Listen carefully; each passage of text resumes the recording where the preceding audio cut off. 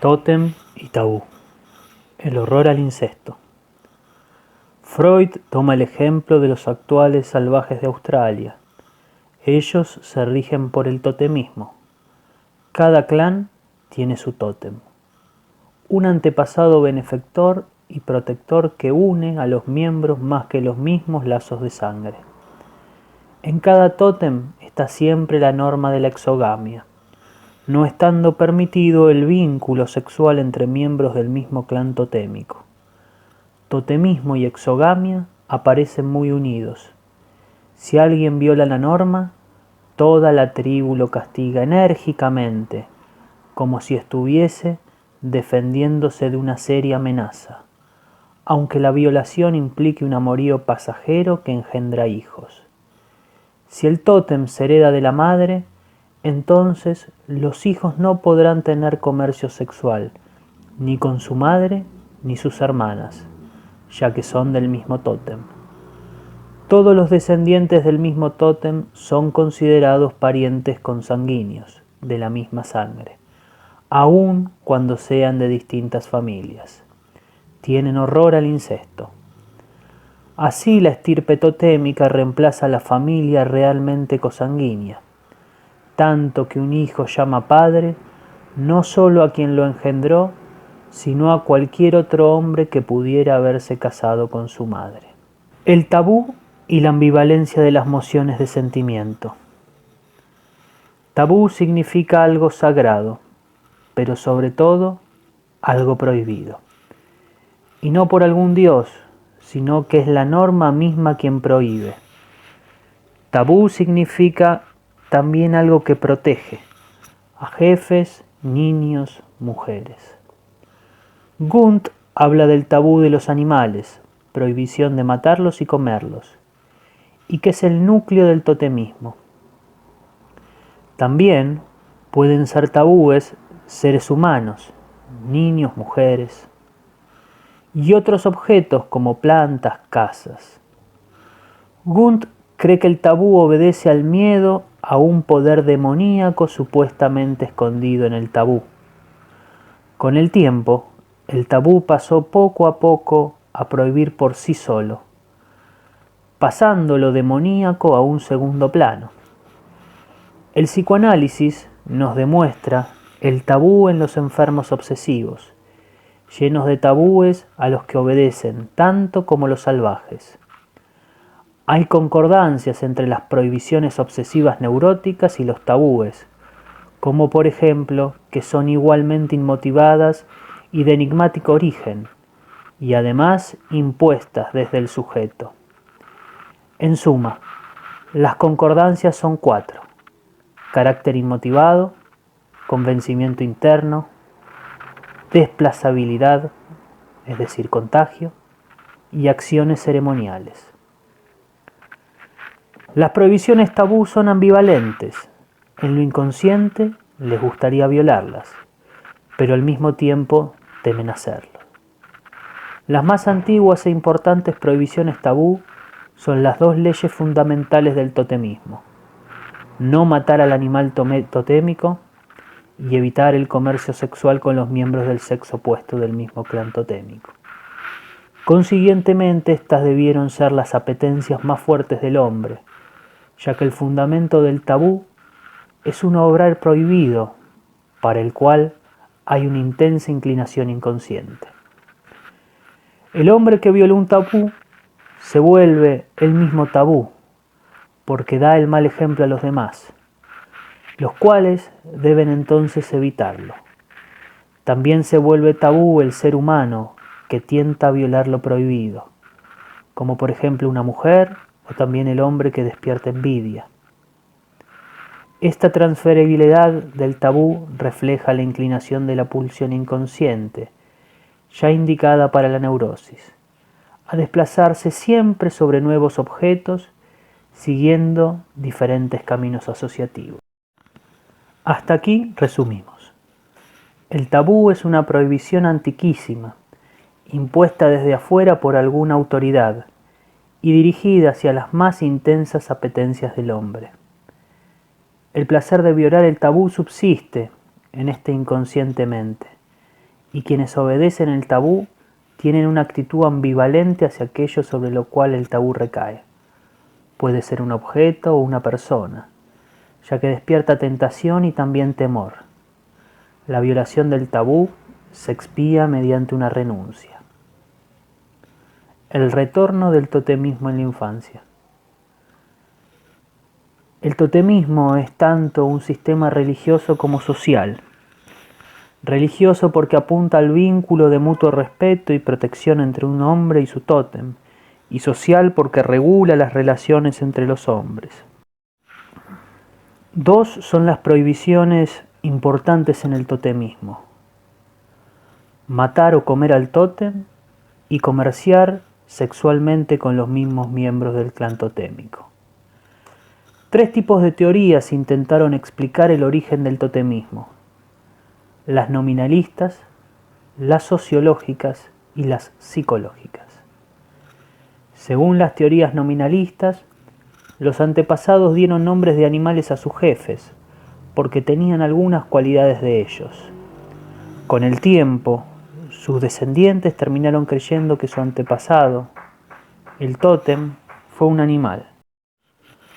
Según la teoría sociológica de Spencer y Guillen, el tótem representa a la sociedad en su conjunto. Corporiza la comunidad, que es el genuino objeto de veneración. La sociedad es venerable porque permite unirse armónicamente a los hombres y cooperar entre sí para poder subsistir. En cuanto a las teorías psicológicas, hay varias, como las de Wilken, Boas, Wundt y Fraser. Este último, en un primer momento, sostuvo como teoría que el tótem es sentido como un refugio seguro del alma del primitivo para protegerla de los peligros. Después adhirió la teoría sociológica antes indicada y por último Fraser buscó identificar la fuente última del totemismo en la ignorancia de los salvajes acerca del proceso de la reproducción sexual, especialmente respecto del papel del macho. El totemismo resulta ser así una creación de la mujer, quien cree que algo, el tótem, la fecunda y le da hijos. Freud critica esto, diciendo que los salvajes no son tan ignorantes como para creer en una concepción sexual mágica. Respecto de las relaciones entre totemismo y exogamia, hay quienes sostienen que ambas instituciones están juntas por azar y que en realidad son independientes, mientras otros sostienen que la exogamia es una consecuencia lógica del totemismo. Freud no estará de acuerdo con ninguna de las teorías expuestas para explicar el origen de la exogamia, es decir, el origen del horror al incesto. Freud intentará una teoría de tipo histórico-conjetural, es decir, que supondrá que hace mucho tiempo se produjo un cierto acontecimiento primordial a partir del cual puede luego deducirse el horror al incesto. Tal acontecimiento se relaciona con una hipótesis darwiniana según la cual los monos superiores vivieron en hordas, dirigidos por un jefe que acaparaba a las mujeres y que por celos impedía la promiscuidad sexual dentro de su horda. De esta exigencia exogámica vino después el tótem, imponiendo su prohibición del incesto. Otra teoría sostiene lo contrario, al sostener que la exogamia es consecuencia y no origen de las leyes totémicas. No parece cosa simple unificar ambas concepciones. Los niños se interesan más por los animales y se sienten más cerca de ellos que de los adultos. Pero sin embargo, desarrollan zoofobias, terror o miedo a ciertos animales. Y el análisis mostró que tales animales representaban al padre, en tanto temido oponente de sus intereses sexuales, en tanto fuente de amenazas de castración. Estos niños también se identifican con el animal temido, siendo ellos mismos quienes son peligrosos. Encontramos aquí ahora dos rasgos comunes entre estas zoofobias infantiles y el totemismo. la plena identificación con el animal totémico y la actitud ambivalente de sentimientos hacia él, porque tanto el padre como el tótem son a la vez temidos y amados. Freud aclara que esas zoofobias aparecen en los niños varones. Los mismos miembros del tótem ven en a su antepasado y padre primordial. Este es el núcleo de la explicación psicoanalítica del totemismo. En efecto, las dos prohibiciones del tótem, no matar al padre totémico y no cometer incesto, son justamente los dos crímenes cometidos por Edipo. Mató a su padre y tomó por mujer a su madre. Si estos dos deseos no son adecuadamente reprimidos, darán lugar a la neurosis. Se concluye hasta ahora. El sistema totemista resultó de las condiciones del complejo de Edipo. Smith destaca como característica universal de toda cultura los sacrificios en el altar como medio para reconciliarse con la divinidad o simpatizar con ella. El sacrificio de animales es el más antiguo, donde estos eran el alimento, tanto del dios como de sus adoradores, es decir, que ambos eran comensales del mismo banquete. Se trata de un lazo de unión que debe repetirse, siempre para hacerlo duradero. Comer juntos une a la divinidad con sus adoradores, y a estos entre sí. Matar al animal para el sacrificio solo se permite cuando todos lo hacen para ofrendarlo, estando prohibida la matanza individual. Vale decir, solo era permitida cuando todos juntos asumían la responsabilidad. El animal sacrificado era considerado de la misma sangre y por lo tanto del mismo clan que los adoradores y el dios divinidad. El lazo que los une no es entonces simplemente el banquete, sino el hecho que tanto los adoradores como el dios comían el mismo animal, con lo cual la vida de éste pasaba a morar en la sangre y la carne de todos ellos. La religión totemista se funda así, en la matanza y devoración periódica del tótem. Consumada la muerte, el animal es llorado y lamentado compulsivamente por temor a una represalia. Pero inmediatamente después viene un festejo jubiloso donde se liberan todas las pulsiones. El tótem, desde el psicoanálisis, es el padre, pues hacia él hay sentimientos ambivalentes. Se lo odia, por eso es matado, y se lo ama, por eso es llorado. Uniendo esto con la hipótesis darwiniana de la horda primitiva, cabe pensar que esta horda es el origen de los sistemas totémicos.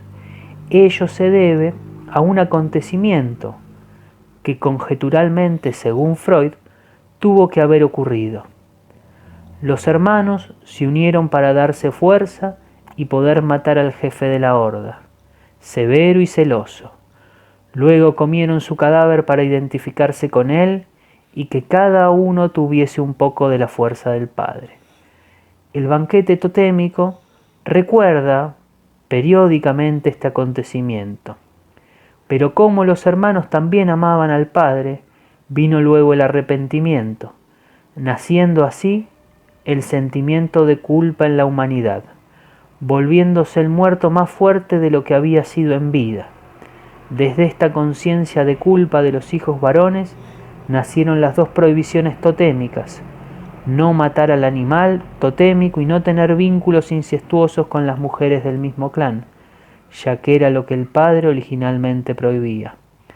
Ambas cosas fundaron la etnicidad del hombre, y mientras la primera solo tenía su razón de ser en un simple sentimiento, la segunda tuvo además un valor práctico. La prohibición del incesto impedía que los hermanos se peleen entre sí por las mujeres de su clan, lo cual implicaba el riesgo de que apareciera nuevamente un padre tirano y celoso entre ellos. En resumen, El psicoanálisis nos lleva a sostener un nexo íntimo y un origen simultáneo entre totemismo y exogamia. Es esto también el origen de las religiones. La comunión cristiana es en el fondo una nueva eliminación del Padre, una repetición del crimen que debía expiarse. El complejo de Edipo está así en el origen de todas las religiones e instituciones sociales, así como también en el origen de las neurosis. Los procesos psíquicos en las masas son entonces asimilables a los procesos psíquicos individuales. La conciencia de culpa generada por el parricidio primordial no se ha extinguido aún en nosotros. La hallamos en los neuróticos, quienes actúan en función de una cierta realidad psíquica, expiar una culpa, y no de una realidad objetiva. Para el neurótico, como para los primitivos, meros deseos e impulsos tienen el valor de hechos. No obstante, hay diferencia entre unos y otros. El neurótico sustituye las acciones por pensamientos y el primitivo convierte los pensamientos en acciones.